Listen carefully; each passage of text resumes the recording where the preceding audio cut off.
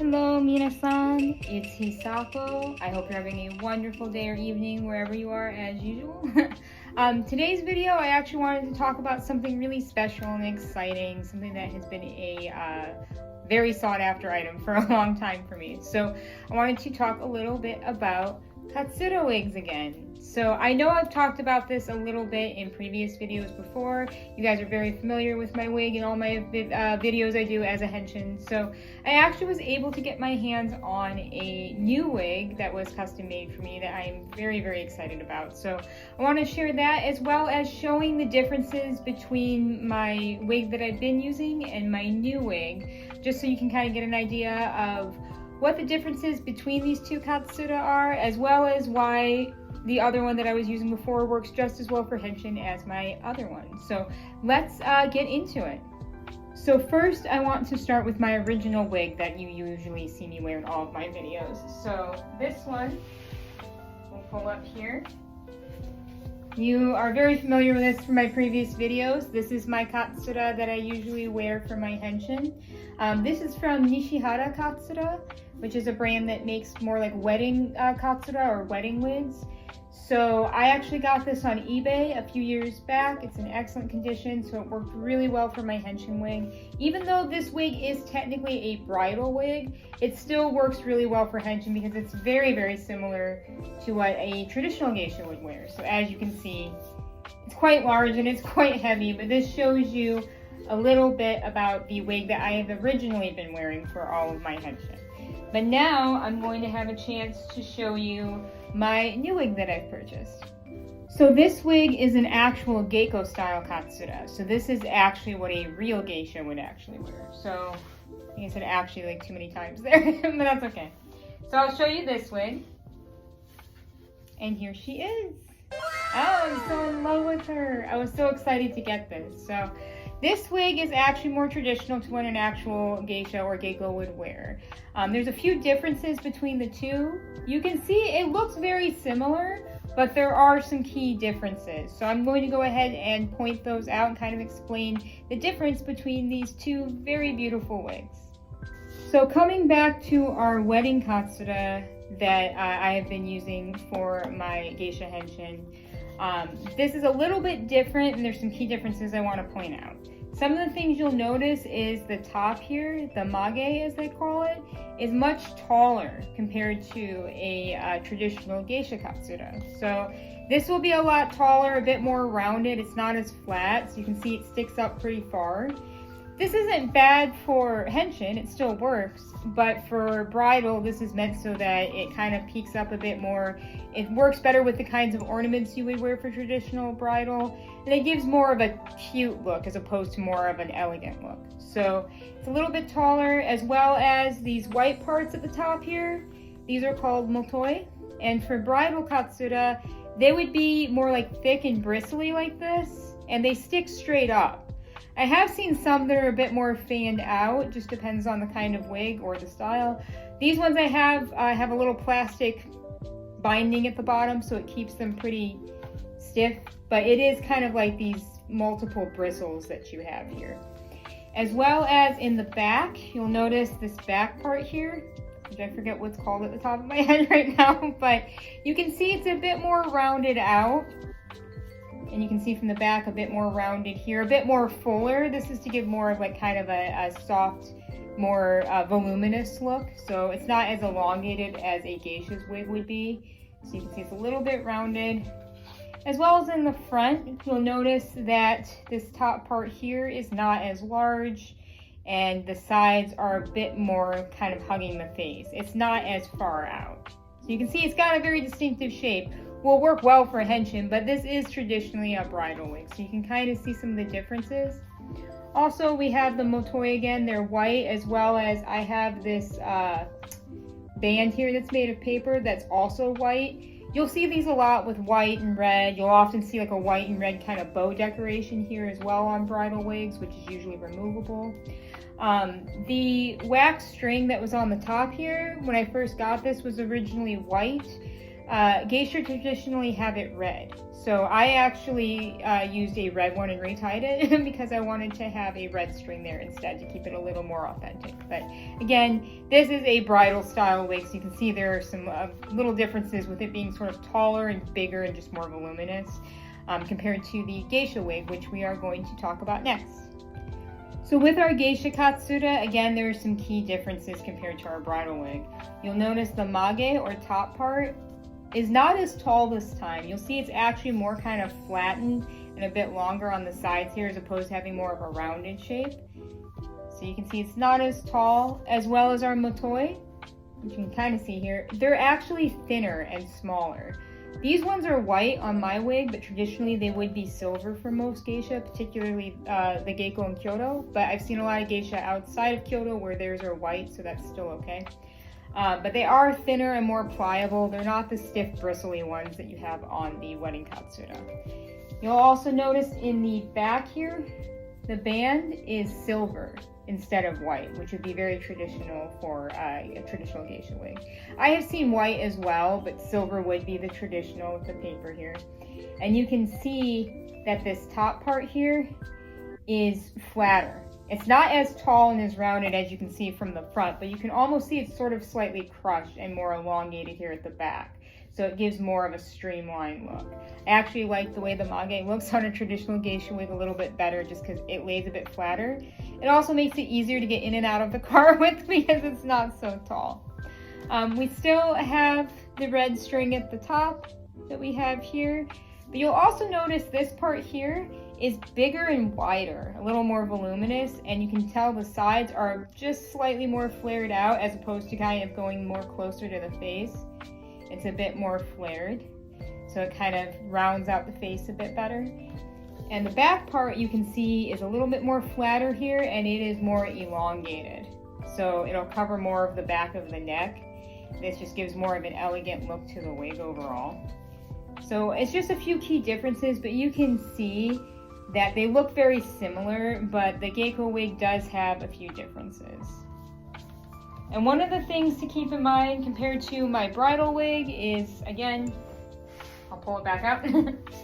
You can see we have a hairline here on this one, whereas for my bridal wig, I don't have a hairline, but I do have Velcro because that Velcro is meant for attachments for wedding style hair ornaments. Doesn't really matter if you're doing henshin, no one's going to see it, but this does make it a bit easier if you're using it for bridal, so you can actually attach Velcro attachments that allow the kind of hairpins that would go in the front to slip in without them falling apart. As well as I've got a little metal tongue back here that helps hold in the kogai bar for certain styles, whereas my geiko wig does not. You would need to tie it in with the strings. But this does have the bar that's originally meant for the wedding ornament, so it makes it a little easier to attach to this one. So you get to cheat a little bit with it.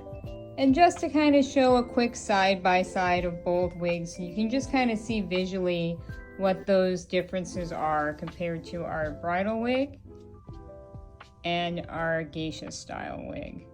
So they are very similar, but they are different. Both work well for henshin, but obviously this is going to be a little bit more authentic, but they are harder to find. If you are looking for a wig that will work well for henshin, that's a lot easier to find. The bridal wigs are going to be a lot easier to find on places like Etsy or eBay, just like I did with my wig. So going over real quick some additional topics I want to talk about with the wig is price and also where I got my geiko style wig. So with prices on these things, it can vary, and the condition that they're in can depend on how old the wig is, how well it's been taken care of. There's a lot of different factors, and that can also determine the price as well. And shipping also plays a role too, so keep that in mind. Shipping can get a little pricey because most of these wigs are going to come from Japan, so there is pricing with shipping and tariffs and things like that that may be a part of that. When I got my bridal wig, that I purchased on eBay for about $430, I think, when I purchased that, minus the shipping. So the wig itself was $430. I got really lucky in that this wig was actually from a wedding photography studio that had retired the wig, so it was in excellent condition. Usually wigs like that I see sometimes for maybe $1,000 or $1,500 on eBay when they're in really good condition. So I got a really good bargain on that one. I have seen wigs for a lot less, ranging anywhere from like $100 some all the way up to $2,000 some. I will say the ones that are lower in price do tend to be a bit more damaged, so they may not be good to wear, more for display purposes or collecting, just wanting to collect like an antique item. So I do recommend investing the money in something that is in a little bit better condition. My Geiko wig is a little bit different. That was custom made. I actually purchased that from a company called Azuma that makes wigs for kabuki, stage, theater. They also do wedding wigs as well. I believe their whole thing is they take retired wedding wigs and they restyle them and repurpose them into different hairstyles, depending on what the customer's request is. So in my case, I had reached out to them to actually have a geisha style wig made for me, custom made from a vintage bridal wig that was no longer being used. So they repurposed it and restyled it into the style that I have for that wig. So I was super excited about that. That was about $360 minus shipping and tariffs. So the wig itself was about $360, so super great deal on that. And the wig, I'm beyond pleased with it. Obviously, I can't wait to start wearing it. So, and Azuma was really, really great to work with. I will put their website information below. The website is in Japanese, so you will probably need to translate it to read through their website and see the prices. But they do a really, really good job of doing the wigs per the customer's request and style. And if you check on their page, they have all kinds of different styles that they have available. Availability depends on what sizes they have available, if the materials are available. So before purchasing anything, I do recommend that you reach out to them just to check availability for size and style. But they are super awesome to work with, and I can't recommend them enough. Last thing I want to cover really quick is a couple of maintenance tools that I use for my wigs just to keep them in good shape. So there's a couple of things. As you can see, both of my wigs are on the proper wig stands with the straps to keep it from moving around. So I do recommend those. I would not store one of these wigs without the proper stand. Also, I'll kind of point over here a little bit so you can see. You will need special boxes. These are special wig boxes I use to store my wigs.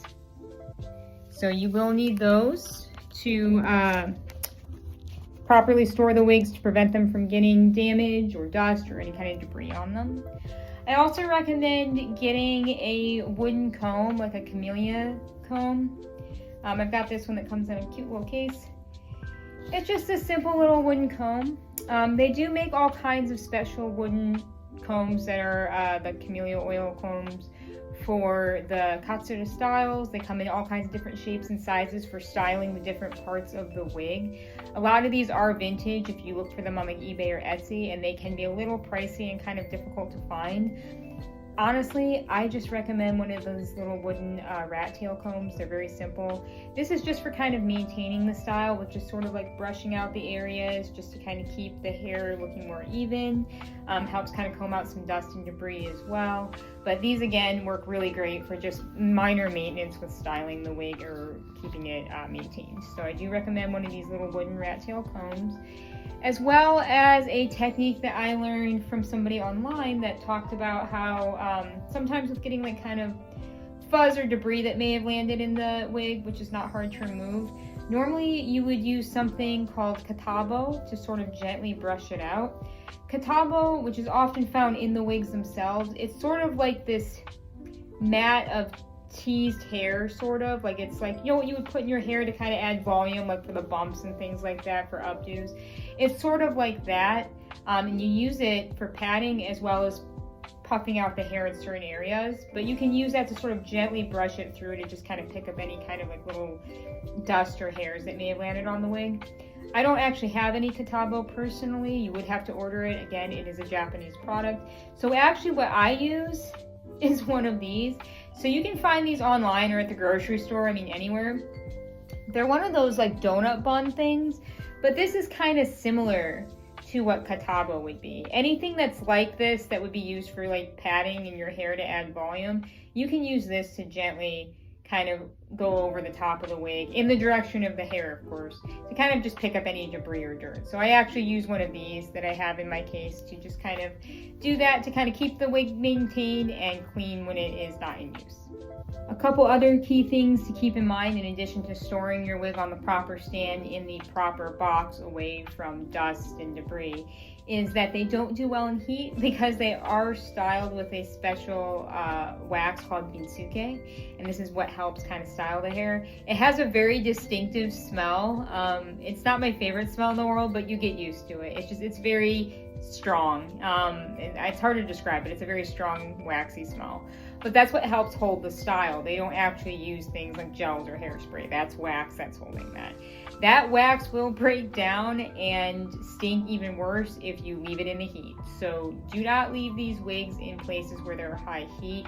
Try to leave them in a cool, dark place if you can, away from hot environments and also away from moisture. You do not want these things getting wet. They will fall apart. So you have to be very, very careful to keep them cool and dry. So that's a little bit about my new Katsura versus my old Katsura, which I will probably still use from time to time. It's nice to have more than one if you can.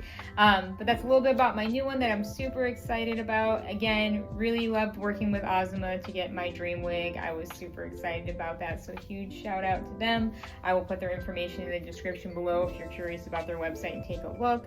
As well as going over some of the maintenance and cleaning for the wig, just to kind of maintain and care for it. If you happen to be in Japan and you're lucky, a lot of these wigs can be taken to wig makers for maintenance, to have them sort of take it apart, clean it, and then restyle it. Obviously, I don't have that service here in the US since it's not a regular thing. So if you're in Japan, you will probably have a better time at actually doing traditional wig maintenance and taking it in for an appointment at a lot of these places. But for me, I usually just, again, maintain it with the little wooden comb and the bun maker katabo thing, as well as just keeping it in the box when it's not in use and taking really good care of it. So that's really important to make sure you do that. But if you're looking to get one of the wigs for yourself, you can always reach out to companies like Azuma, as well as I do recommend, especially for lower prices, check out Etsy and eBay specifically. There's a lot of vintage Katsura on there that you can find that you can use for henshin or whatever purpose you want to use them for. So I highly recommend that as well. If you have any comments or questions, please let me know in the boxes below and I will answer them or respond. So take care, guys, and we'll see you in the next video. ありがとうございました。